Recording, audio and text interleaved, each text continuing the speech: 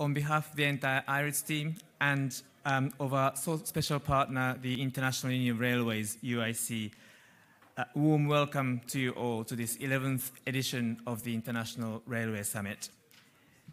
I'd like to thank all the sponsors, speakers, and delegates for making this event possible.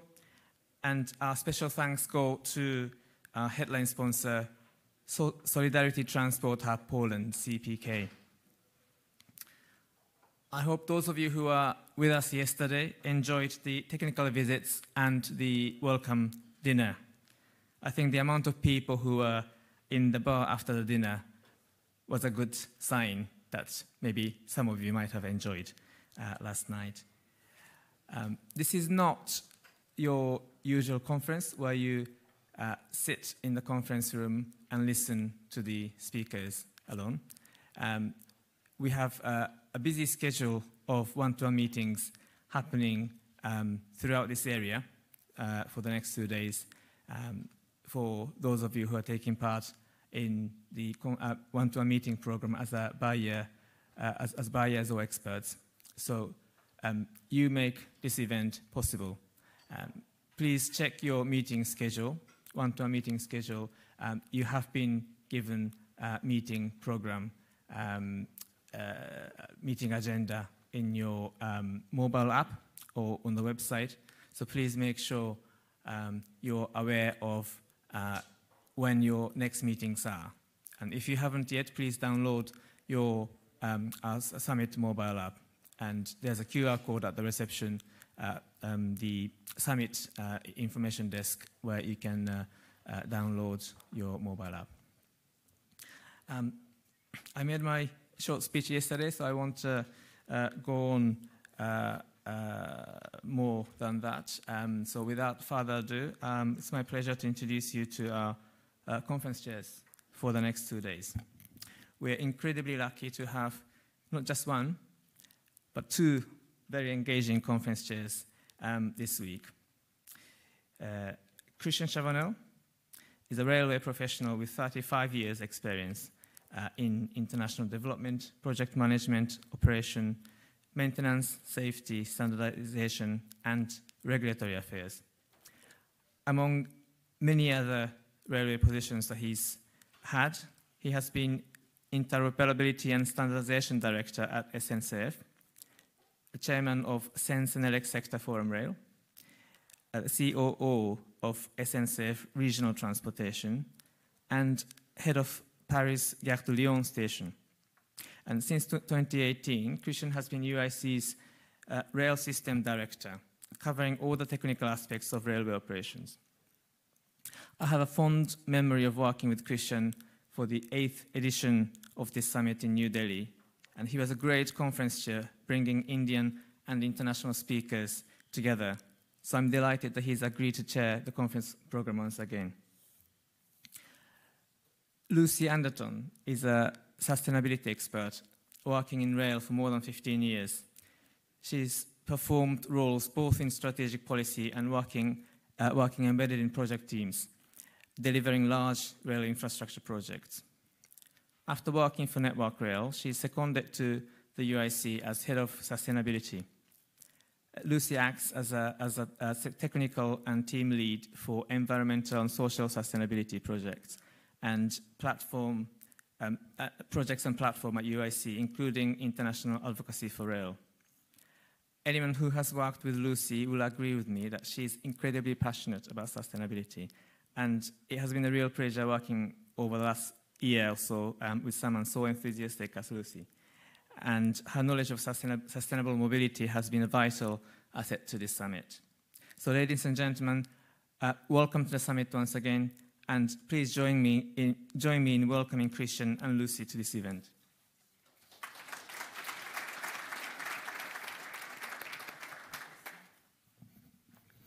You flatter us, Jules. Thank you. Good morning, everybody. Can you hear me all right? Is that working? Yeah. So before we start this morning, I'm just going to mention just a small pause before we start today. And before we proceed with the event, we'd like to remember the men and women of the railway family who have gone above and beyond in order to ensure the safety of those seeking refuge from conflict. And we would ask that you all hold those people in your thoughts at this time.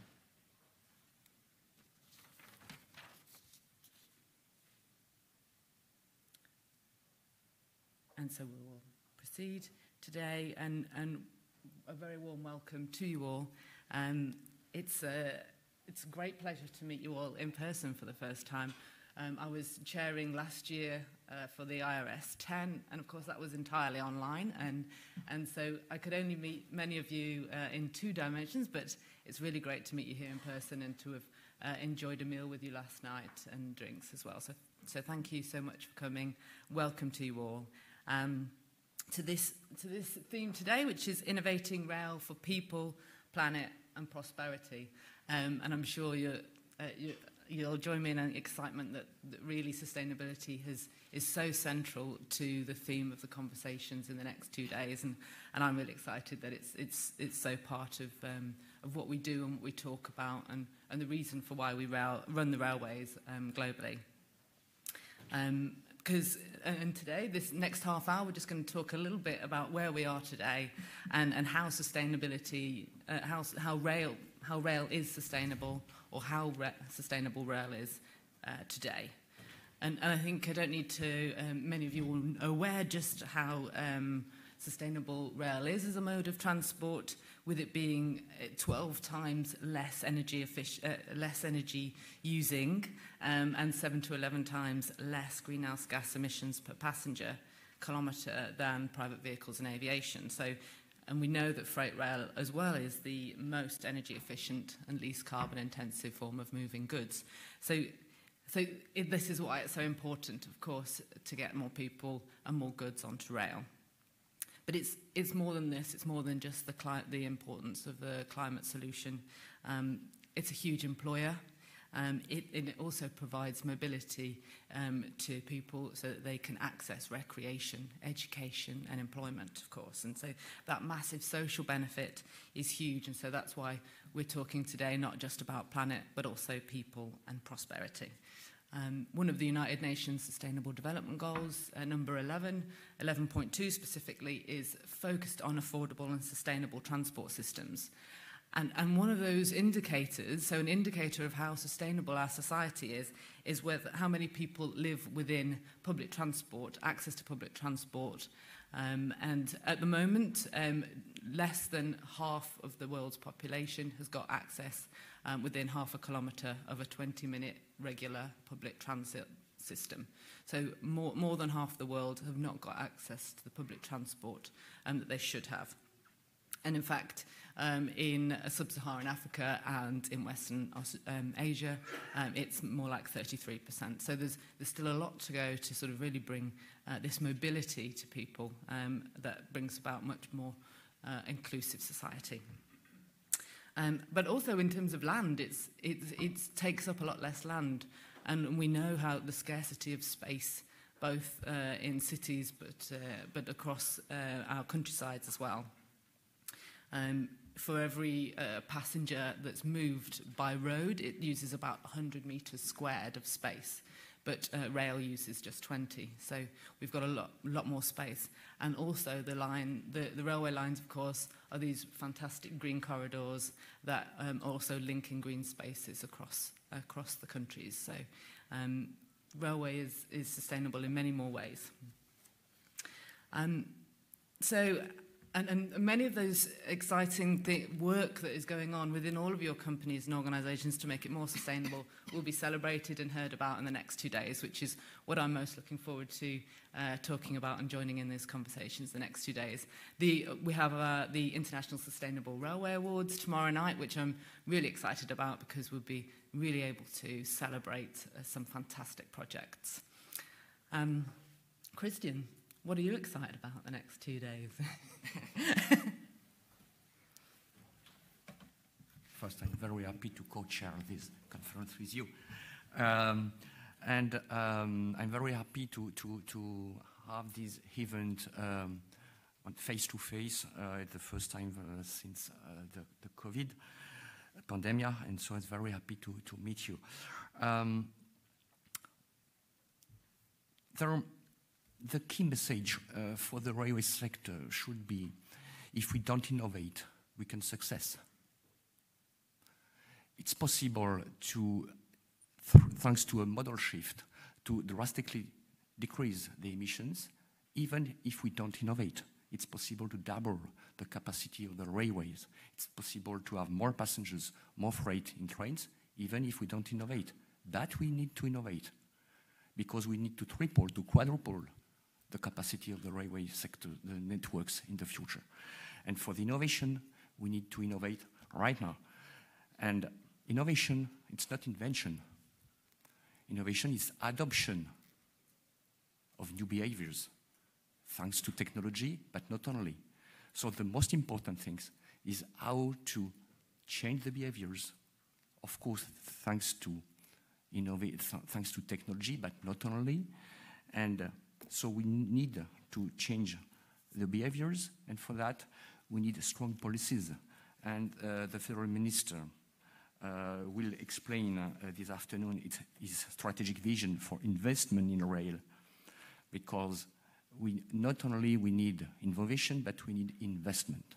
And we need to attract investment, and I hope during this conference to have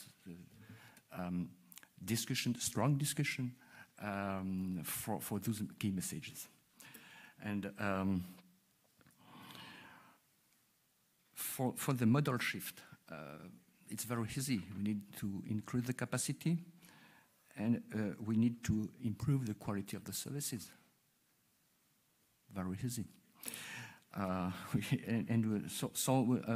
will have many conferences, many meetings concerning those topics, and I'm very happy for that. And now I would like to introduce Jodi. Jodi Evans, you lead the gender strategy and you work program for the ITF. Your core priorities include equal access to decent work for women, including ending gender-based occupational segregation and ending violence against women transport workers as one of the key factors limiting the attraction and retention of women in transport. So thank you for your participation in our conference this morning. I would like to ask you what is important for you concerning social sustainability and environment and economic sustainability.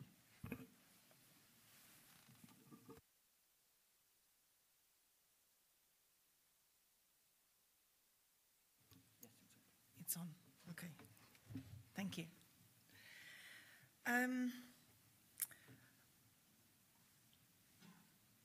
Lucie, you want me to cover the bright spots now, or are you going to follow up with that?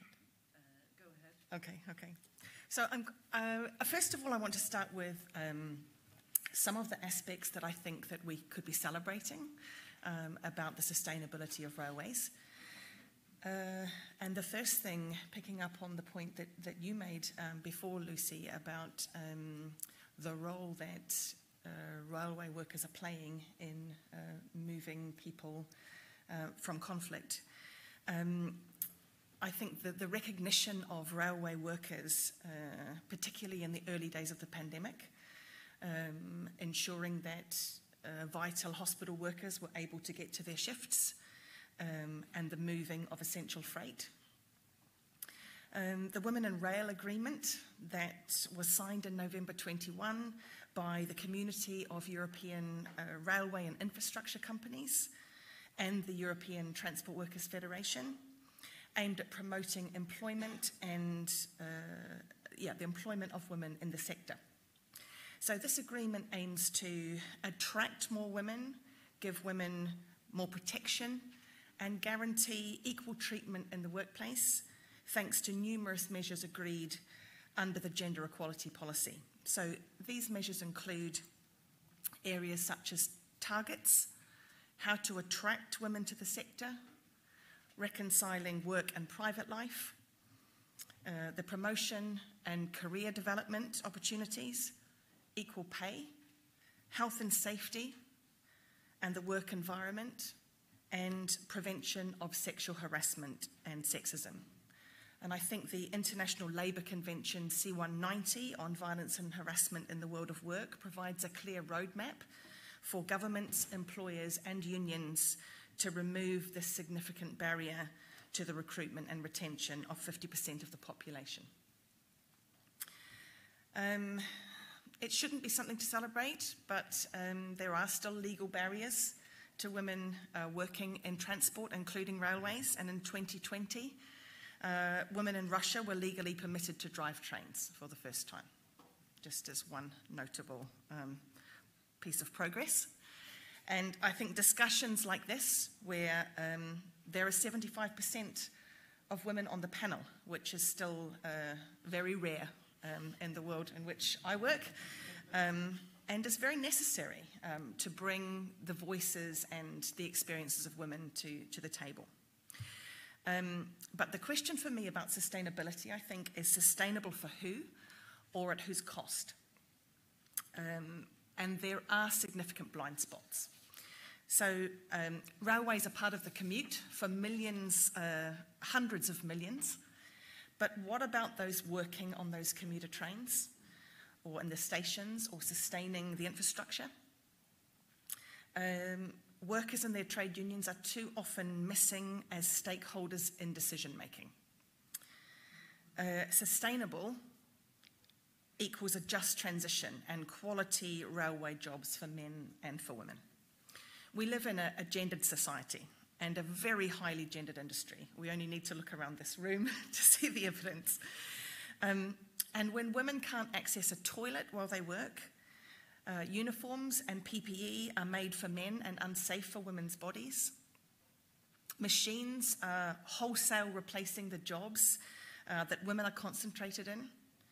And research, planning, design and monitoring is still far too often gender blind. Sustainable for women railway workers, I think we've got a long way to go, and in some aspects we're unfortunately going backwards. The transport industry, and railway is no exception, is still overwhelmingly designed with a male default for all workers. And one size doesn't fit women, who are still boxed into particular roles, systemically excluded from others, and left out of the data that is very much needed to expose where those inequalities are, and provide a baseline for a gender equitable future in the rail industry. Then railways can become sustainable for women as well as men. So I'm very happy to be here and part of the discussion with so many decision makers. Thank you. Thank you, Jodi. And we wanted to be a thought-provoking conversation the next 2 days, and Jodi's always excellent at helping us to do exactly that. So thank you, Jodi, and welcome. And welcome Tumi Tran, another one of our speakers that will be talking with you all in the next couple of days. Welcome. Tumi's from ICLEI, which is all about local authorities and sustainability for local authorities. And Tumi leads the Sustainable Mobility Programme within that, both on the eco-mobility and eco-logistics initiatives, supporting cities and regions with their transition towards integrated and environmentally friendly mobility systems. And as an urban development specialist for the last 10 years, she's a specialist, particularly in mobility. And so sort of we'll broaden our debate beyond rail and really look at the sort of what it means for urban fabric and cities. So welcome to me. Thank you for joining us today. First, I just wanted to ask, having looked at the programme, if there's anything that you're really excited about hearing about and the debates that you're joining, and what kind of key messages you'll be bringing to the discussion. Thank you, Lucie, for the invitation, and also for being in this 75% share in the panel. And I As Lucie has mentioned, ICLEI is a global network of cities and regions, and so our constituency is really of local governments. And I think that I'm very excited to be here, not only because after COVID it's always great to meet people, but it's also to link the urban community and the rail community, and also the sustainable mobility community with the rail community. I think this is not happening enough, especially because there is the perception that in cities then rail is good, but and there is always in the avoid, shift and improve framework the idea of shifting towards more rail. But since it's not, the governance of rail is a bit beyond the control sometimes of the national governments, then they felt that they don't have much agency, and the governance is a bit complicated, and so the financing is also very complicated. But there is excitement for me to connect these two agendas, because the railway stations are the gateway for cities. It's getting more and more clear. And in the same time, there is a huge potential on the transport-oriented development side, and an innovation across the board, as mentioned by Christian. It's not only about technology, it's also about innovative business models, it's about innovative way of fostering policies, an innovative way of including the other half of the population in, and build also business opportunity towards tapping into the market of women, but also aging population, and of course also the diversely able people, because if you are addressing the needs of all the most, or if you include other type of population, then you, I think sustainable mobility can become a real alternative to cars. And in particular, why I feel that the urban agenda links well with rail is for all the benefits that rail can bring, and that are currently a challenge for cities. It's about land use, of course, where especially space in cities is at premium. And also the fact that mobility, air pollution, and congestion are key elements. So yeah, I'm really excited to see how this will link between the two type of agendas, and to discuss also how this rail can contribute more on in the conversation about how public transport is addressing the inequality within cities, but also help cities provide the right mobility and create accessibility in cities. And just to perhaps talk a bit more about like the bright spots as well, and probably some of the blind spots as well. So, in your work in cities, can you tell us a bit about perhaps some really exciting examples of great policy or great innovations that's happening that you've seen, or if there's any sort of where are the real areas that we need to improve as well? I think that in this room, you know about how to decarbonize transport, so I will not cover those points, but perhaps some part that are exciting for cities is the low emission zones, for instance, as a policy measure, because those are meant to, because there are proof that they are also shifting towards public transport and making public transport more attractive and convenient compared to individual mode of motorized transport. And at the same time, as mentioned before, some planning measures like a TOD or the 15-minute city in urban areas, and that's also the importance of making sure that the train stations, but also LRT, MRT in the Global South major cities are accessible, and so how to build a business case, but also make it accessible really from a security perspective. And of course, being based in Germany, I'm very excited of how and curious to see how the conversation will unfold related to the recent recovery the 9 for 90 tickets, which is part of the relief package from the German government. So this is, I think, one good example of when the national government can, through political will and political measures and also funding, then accelerate and promote public transport and sustainability. And for those that are less familiar of the 9 for 90 ticket is essentially for the month of June, July, and August. Per each month, you can pay €9, so making public transport more affordable, and essentially it's you can access any type of public transport that is regional, so buses, tram, light rail, and regional trains. And I think the part that is exciting is about how to reframe the conversation on how to provide subsidies and at the same time a recovery fund, essentially, because the default by default, usually we think about reducing cost of fuel and tax reductions for energy, for instance.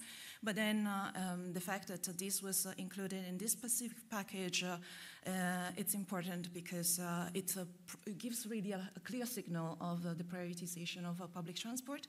At the same time, what is remarkable from my perspective is really the effort that is behind the scenes of the different transport operators to align, because in Germany it's a bit complicated how the system works. And the fact that the national government gives such a strong signal, and that the ticket is valid not only in your state, but across states, that has been a major undertaking. And there are still, of course, some challenges ahead, in the sense that summer usually it's also used for German companies to upgrade the system and maintenance, and there is a bit of concern about how the stress, what is the stress factor on the system itself, now that there will be more demand, or expected more demand. But on the other hand, it's a great opportunity, I think, also from a user perspective, from my perspective that I live in Germany, but any visitor to discover a bit more other regions and to see if there will be a shift towards more sustainable modal transport and make rail more attractive along with other modal transport as well. Thank you, Tumi. I think with that we can close, Christian. Yes, maybe just before closing, I don't need an answer, just a question. When we talk about mobility, usually we talk about very populated areas. We have to take into account the less populated areas with taxpayers who don't have access to public transport. And it's very important for the railway sector to think of this part. If we want to be inclusive, we need to include 100% of the population, and maybe the light train able to go in less populated areas could be a very fruitful innovation. It was just a suggestion. And so now, yes, if we want to close. Okay. Well, thank you. Thank you so much, Tumi and Jodi, for joining us for this opening, and we'll move on to the next session. So thank you.